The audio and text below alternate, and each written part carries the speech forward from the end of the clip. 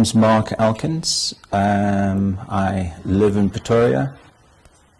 Many years ago, I used to work for Olivetti Systems and Networks, and I was brought in there to do the Unixy things, Unix type things for some of their products.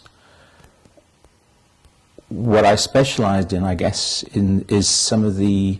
I was one of the first few people to start playing with UUCP. And I know Mike Laurie mentioned that in various things.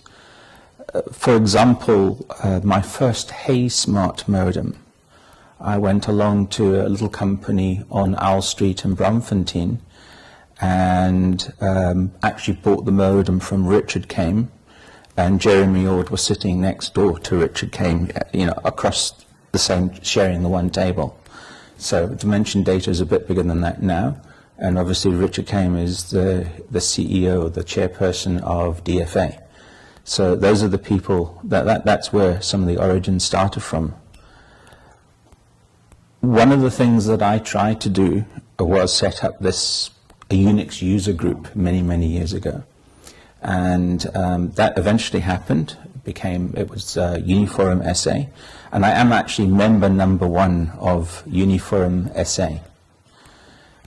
Initially, it was a Unix user group. We used to take people overseas, more of a marketing drive, etc. But even in those early days, I can remember at one exhibition in Dallas, there was a gentleman at the far end, and he was working for a company called UUNet, and he saw that I was South African, and then suddenly there was a great big, no, you can't talk to me, because we can't sell internet or internet connectivity to anyone from South Africa at the time. So I was very involved in the, let's call it the SANet networking. We had our own news groups. This is long before internet reached us. So we had our own news forums, and that was using UUCP, and we were also moving around email via UUCP.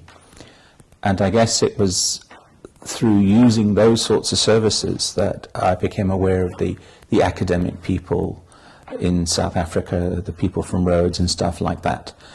And so eventually Mike Laurie was playing with PC Router, PC Root software. It was a lovely cheap solution for getting TCP IP packets from over long distance, using lease line modems or serial lines, etc. That was the time, I can remember then back at Olivetti, we started playing with Ethernet cards, and the first Ethernet card was a 3C501, and it was a card, it was about that long. It was a full-length card in those days, and it used lots of different resources in a PC, but enabled that PC, that 286 or 8086 or whatever it was, to be accessible on the network. And then I can also remember running around and trying to get serial interface cards that had not the 8250 chipset, but the 16550 chipset, because it had a much bigger buffer, and therefore you could run the serial part of that not at just 9600, but at sort of 115-200 baud, so you could actually get it to move much better over, you move more data. But there we were working at 115-200. And where that came in from my point of view is I was able to prove that, well, working for Olivetti, we had these big machine, it had like 96 serial ports on the back. And the idea was to give RS-232 communications to lots of different terminals or PCs, mainly PCs, to Olivetti employees. But we weren't all in the same building. The solution at that time was to take individual ports into a multiplexer, into a StatMux, a TDM mux, take it across a 64K line, and then undo that process on the far side, and then you'd have individual RS-232 cables going. By using PC root, what I was able to prove is that we could have a whole bunch of PCs on a network in one building, feed it into a PC router, take it across as 9600 or something like that, and then another PC router on the far side, and then plug it straight into the single or onto the network on the other side of the road. And suddenly we didn't need the stat mucks, we didn't need all these wires and cables, etc. It simplified the network. Quantum leaps in the internet industry. I think as a country what we managed to do 20-ish years ago was the internet service, the ISPA itself was created, and that has brought all the ISPs together. So, for example, this is iWeek at the moment, and everyone meets and meets and greets. The ISPA brought about the exchange point. The exchange point or exchange points now have grown more and more, which has meant that because traffic could be kept local using the exchange points and the domain name industry grew, then a lot of the domains that have been created with websites, etc., are also local. So, and that becomes a vicious circle. The more websites, obviously the more domains, the more traffic through the exchange point, and the more local content grows. What would make that change dramatically? I think the last big change that happened to the internet industry was when CCOM laid the first non-telcom cable into the country, and for the first time ever a person could buy not a half circuit but a full circuit from Johannesburg to London, where you can meet the rest of the internet and the rest of the world. That to me was a quantum leap. More leaps in that direction. I think what other enablers have there been? Initially, there were no licenses for an ISP. You just started up. That. I also ran an ISP, or run an ISP, and there was no business license for it or anything else. So you simply bought lines from Telcom and started providing internet service to people. Then I ended up being given a Deems VANS license. And then when the VANS license was then changed from being VANS to ENS, ECNS, and the Altec group challenged the minister to the point where everyone who, well, we ended up getting licenses which enabled us to literally set up our own networks without having to buy from Telcom. So we could lay our own, obviously with permission, lay your own fiber, but now we could light it ourselves. That made a huge difference. So we had 450, 500 or whatever it was, license holders. And the only thing that stops the ultimate explosion where services can be given literally to the whole country is lack of money, lack of funding. And what we're seeing now in the last year or so is that people are getting money and are starting to at least cherry pick with fiber to the home and fiber to the business and stuff like that. I believe that's going to expand, grow. The interesting effect of that is, although you might end up moving a lot more bandwidth in total, the international portion of that hasn't dramatically increased. It's not increasing at the same speed as local. So we have this amazing situation in South Africa where we can actually end up with a wonderful high-speed network locally if it was fiber. And most people will actually go to websites, domains, etc., which are local rather than international. And as we improve the local scenario here, it's the job of certain content delivery network providers to bring content paid for by some of these .com business domains, etc., to bring their content to a place where it can be closer to the customer. So, and that is happening. There's a company called Cloudflare that's brought their CDN through to the Terrico building near the airport in Johannesburg, as long as there's also the Google cache. Google themselves are actually paying for their own international lines, that Google cache, which means there's more of that international content actually locally available. So improving the local market with fibre in the ground, I think, is going to be the last big thing. Unfortunately, yes, the cities will always get done first. That's simply how things. It's the easiest, cheapest way to get the most people on quickly, but I'm sure that that will spread further and further afield into the community.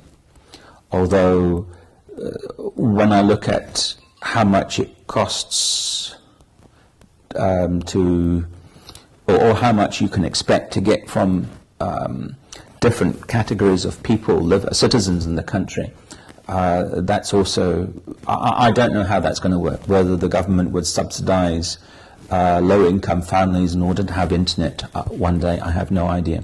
One thing that I do believe in is that the internet is an amazing leveler. I love the quotation that someone else stated about the internet, that death and internet are the only two things that... Yes, the only two great levelers. Only two great levelers. I had never heard of that one before, yes. But I've always seen the internet as being an enabler or a leveler for society, and it's exactly why we had the Arab Spring in North Africa. When people have access to information, then they can better prepare themselves. And I believe this whole access to information it's a great thing. It makes it very difficult to people to tell us misinformation when we can find out the truth ourselves. So I'm all for getting internet out to the whole country. I believe that'll be great.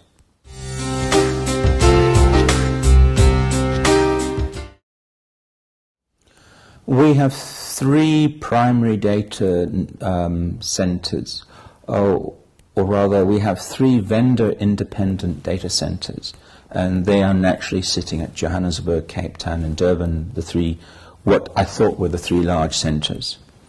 A quickie on that. I've always assumed Joburg, Durban, Cape Town, that was it. Whilst looking at stats for people buying domains, in fact, the Port Elizabeth area is bigger than Durban. So that will influence certain decisions. Perhaps a new data center should go there.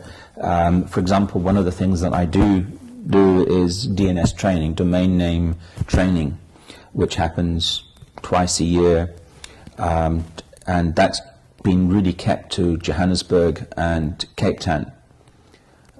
So I suspect that I'll end up doing some more training also in Durban and in Port Elizabeth to help those areas, as that's where the business is from our point of view. At the moment, I don't, so by having a vendor-neutral data center, what that has done is it's attracted a lot of the overseas players to put their lines into that place. So we have all the undersea cables being able to be terminated or sold from that one place. And it's meant that people like Google, like Cloudflare, have put their machines in that one place. And that's great. I would like to see at least another 2 data centers around, proper vendor-neutral data centers in the Gauteng area, because I don't think putting all of our eggs into one basket and it's right next door to an airport is a terribly smart thing, but it's certainly the way that you start these things.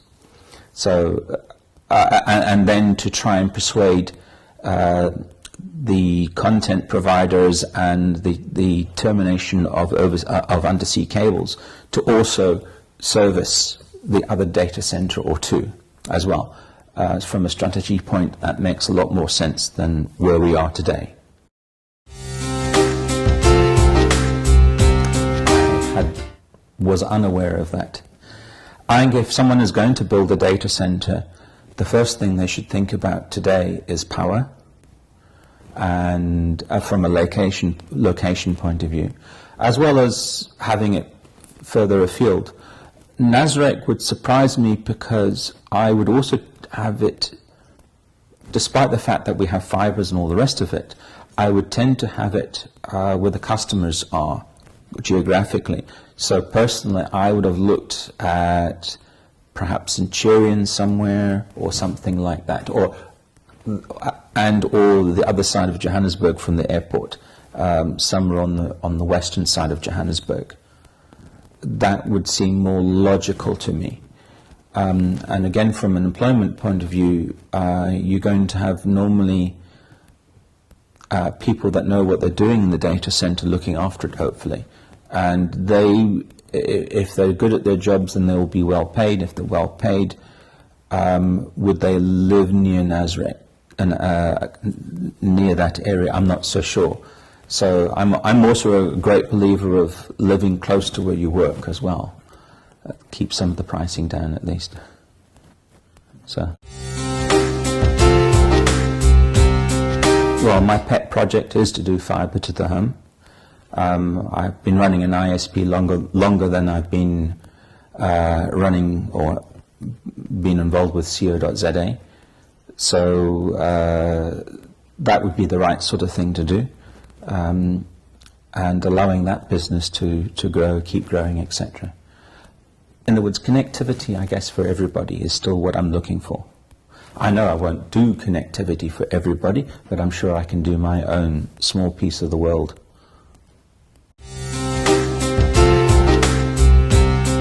What will they hang on the end? Logically, when you install fibre, well, at the moment there's two methods of doing fibre. One would be with GPON, which basically means that you're taking a whole fibre and giving only a small percentage of the bandwidth to every user. The advantage of that is you only have, well, you have less fibre in the ground. There's a disadvantage, is you're limiting your consumer to maybe 100, 150 megs. I don't think that's enough, personally, and I would be looking at deploying what I would call an active Ethernet fibre, where everyone would effectively have their own dedicated light stream or fibre going into the home. So it can be lit at 1 gigabit today, and maybe 10 years down the line, or whenever is necessary, it can be moved up to 10 gigs using the same fibre, just by changing the ends. And the way that I would probably do that would perhaps be using different coloured wavelengths, so I can have multiple customers down one fibre, but effectively they all have their own lambdas or wavelengths, so they still get their full gigs. What would be running across that? Initially, yes, internet, voice, probably broadband voice if it was if it's available through the whole length of the network. I would see, let's say the whole of Pretoria East ended up with fibre to the home, then there should be no reason why voice over the network would not be free. Certainly from the guardhouse, unfortunately most of us live in these security villages nowadays, so from the guardhouse to any house that would be dedicated voice on the network. There might be reasons to have video from the gatehouse to the homeowner. They can push a button and allow the boom to come up or the gate to open late at night, perhaps when there's no guards around, or with a guardless system. So certainly voice, certainly internet, and then TV as well. Right now, at home, I have a 1080p screen, 36-inch or something, 42-inch. It's 1080p, but DSTV, who distributes the data or the content, only delivers at 720p. And nowadays, when you go into a store, you look around, it's not 1080p anymore, it's Ultra HD, which is 4K.